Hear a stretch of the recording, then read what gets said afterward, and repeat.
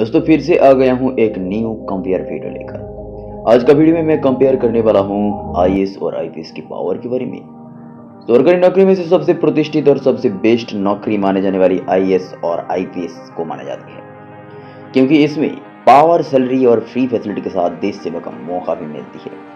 लेकिन बात आती है इन दोनों में से पावर किसके पास ज्यादा है, आईएएस और आईपीएस में से कौन ज्यादा बड़ा होती है।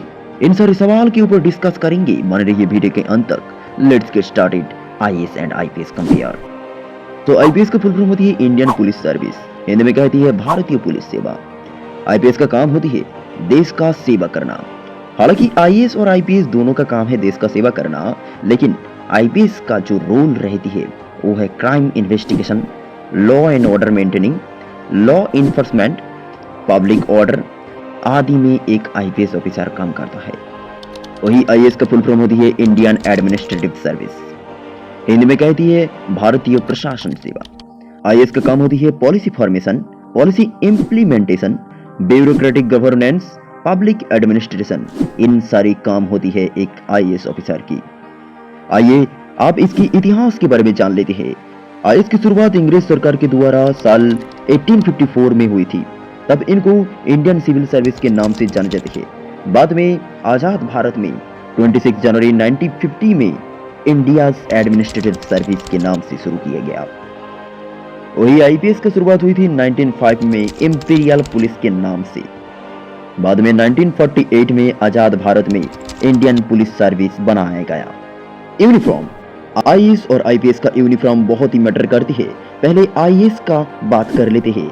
आईएएस का कोई भी यूनिफॉर्म नहीं होता है। IAS officer formal dress code maintain करते हैं, लेकिन आईपीएस के लिए खास यूनिफॉर्म होता है। प्रमोशन के चलते इनका यूनिफॉर्म का इंसिग्निया परिवर्तन होती रहती है। बेसिकली आईपीएस का यूनिफॉर्म में इंसिग्निया के साथ आईपीएस लिखा हुआ बैच देखने को मिलती है। Eligibility and education, civil service exam conduct करती है UPSC, union public service commission, जहां आईपीएस और आईएएस दोनों ही सिलेक्शन किया जाती है। आईएएस और आईपीएस की एग्जाम में बैठने के लिए मिनिमम एजुकेशन क्वालिफिकेशन आपका ग्रेजुएशन डिग्री होना चाहिए। किसी भी स्ट्रीम से हो सकती है। आप अगर आर्ट से है, कॉमर्स से है, साइंस से है, किसी भी स्ट्रीम आपके लिए चलेगा, लेकिन आपको ग्रेजुएशन पूरी करना होगा। परसेंटेज मैटर नहीं करता। साथ में एक आईपीएस ऑफिसर बनने के लिए आपको फिजिकल रिक्वायर्ड होना चाहिए। ज्यादा जानकारी के लिए डिस्क्रिप्शन पर चेक कीजिए और लिंक में जाकर पूरा वीडियो देखिए। ट्रेनिंग, आईएएस और आईपीएस का एग्जाम कंडक्ट करती है यूपीएससी यानी कि union public service commission. In exam से सिलेक्टेड स्टूडेंट को ट्रेनिंग सेंटर में भेजी जाती है, जहां आईएएस का selected candidates Lal Bahadur Shastri national academy of administration में 3 महीने का कॉमन फाउंडेशन कोर्स पूरी करना होती है। जहां आईपीएस कैंडिडेट का ट्रेनिंग सेंटर होती है सरदार वल्लभ भाई Patel national police academy Hyderabad. 6 महीने के लिए उनको बेसिक ट्रेनिंग दिया जाती है। अब इनकी सैलरी के बारे में जान लेते हैं। सैलरी 7 पे कमीशन के हिसाब से एक आईएएस ऑफिसर को बेसिक सैलरी के तौर पर न्यूनतम 56,100 रुपीज दिया जाती है। साथ में house rent allowance, travel allowance मिलती है। वही एक आईएएस ऑफिसर की हाईएस्ट बेसिक सैलरी होती है 2,25,000 रुपीज। आईपीएस की बात करें तो आईपीएस ऑफिसर की 7 पे कमीशन के हिसाब से उनका न्यूनतम सैलरी रहती है 56,100 रुपीज। वही हाईएस्ट बेसिक सैलरी रहती है 2,25,000 रुपीज। वही आईपीएस ऑफिसर की बड़े अधिकारियों को एचआरए यानी कि हाउस रेंट अलाउंस, टीए यानी कि ट्रैवल अलाउंस आदि दिया जाती है। कैडर कंट्रोलिंग अथॉरिटी, आईएएस और आईपीएस का कैडर कंट्रोलिंग अथॉरिटी अलग अलग होती है।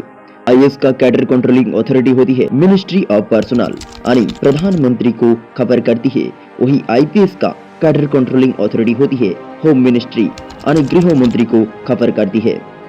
प्रमोशन, जैसे कि आईएएस ऑफिसर सेंट्रल और स्टेट गवर्नमेंट के अंदर काम करते हैं, इसलिए इनका प्रमोशन भी थोड़ा अलग होती है।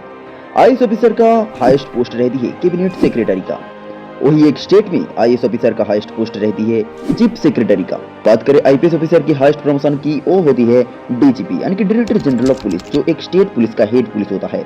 लेकिन आईपीएस भी ऑल इंडियन सर्विस है, जो सीबीआई, रॉ और आईबी का डायरेक्टर भी बन सकती है, या फिर एक आईपीएस ऑफिसर प्रमोशन के दौरान नेशनल सिक्योरिटी एडवाइजर भी बन सकती है। अब जान लेते हैं पावर और रेस्पॉन्सिबिलिटीज के बारे में। पावर एंड रेस्पॉन्सिबिलिटीज, आईएएस और आईपीएस दोनों ही अपनी अपनी जगह पर बहुत ही पावरफुल होती है, लेकिन आईएएस ज्यादा पावरफुल होती है आईपीएस के मुकाबले में। आईपीएस को जेल की एक ही डिपार्टमेंट पर जिम्मेदारी दिया जाती है, जबकि आईएएस बहुत सारे डिपार्टमेंट पर काम करना होती है।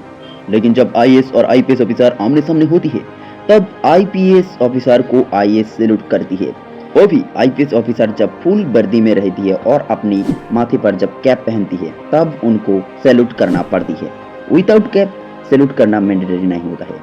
फिलहाल पावर की बात करें तो आईपीएस से ज्यादा पावरफुल आईएएस होता है। जानकारी कैसे लगा जरूर कमेंट पर लिखना। अच्छी लगी तो जरूर लाइक ठोक कर जाना, और बुरे लगे तो जरूर डिसलाइक ठोक सकते हो, और चैनल में नया है तो जरूर सब्सक्राइब कर बेल आइकन को दबा लेना। Thank you.